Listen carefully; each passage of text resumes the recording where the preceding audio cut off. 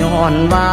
หมู่มานมาทายเอาวิชาแปลงกายเป็นดังหูปสตรีงาม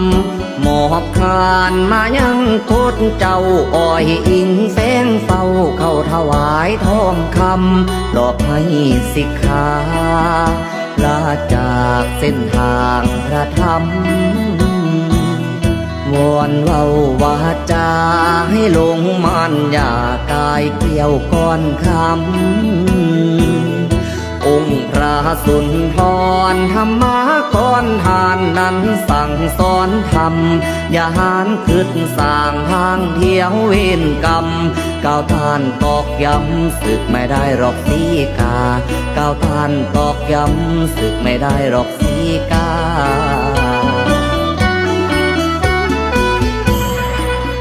หลวงพ่อสุริยันองค์เด่น